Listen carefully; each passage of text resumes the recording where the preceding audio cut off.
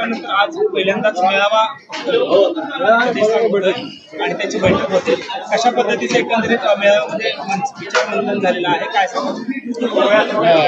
आदरणीय पवार साहेबांनी आणि आमचे प्रांत अध्यक्ष जयंतरावजी पाटील साहेब आणि खासदार सुप्रियाताई यांच्या समवेत गेल्या महिन्यामध्ये जी बैठक मुंबईला झाली होती, त्या बैठकीमध्ये पश्चिम महाराष्ट्राकरता मला आणि माननीय आमदार शशिकांत शिंदे साहेबांना, आम्हा दोघांना 5 जिल्ह्याचं निरीक्षक ऑब्झर्व्हर म्हणून नेमलं।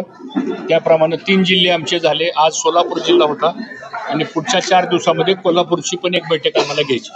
साधारणतः 4-5 विषयाकरता ही बैठक आम्ही बोलवली होती आणि मला असं वाटतं ह्या बैठकीला या जिल्ह्यातले आमच्या पक्षाचे आमदार, खासदार, सगळे आजी माजी पदाधिकारी, पराभूत झालेले उमेदवार, तालुका अध्यक्ष, जिल्ह्याचे सगळे पदाधिकारी, हे सगळे प्रमुख कार्यकर्त्यांना आम्ही बोलवलं होतं आणि सगळं उपस्थित होते।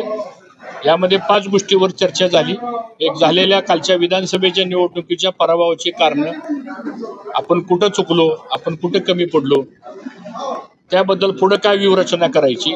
दुसरा मुद्दा, संघटना बाबीवरती संघटना मजबूत करण्याकरता काय काय सूचना आम्ही प्रत्येक कार्यकर्त्याकडून घेतल्या। त्यानंतर सभासद नोंदणी हा एक विषय त्याच्यामध्ये घेतला। त्यानंतर सर्वसामान्य जनतेच्या समोर जे आता प्रश्न निर्माण झालेले आहेत, प्रामुख्यानं शेतकऱ्यांच्या कर्जमाफीचा प्रश्न,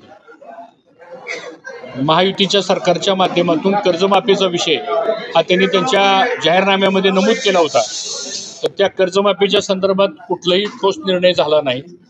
लाडकी बहीण योजना, बऱ्याच महिलांची नावं ही विधानसभा झाल्यानंतर शासनानं वेगवेगळे कारणं सांगून ती नावं कमी करण्याची प्रक्रिया सुरू झालेली आहे। त्या महिलांचे प्रश्न आहेत। त्याचबरोबर दुष्काळी परिस्थिती समोर आली, आता विजेची टंचाई वाढलेली आहे।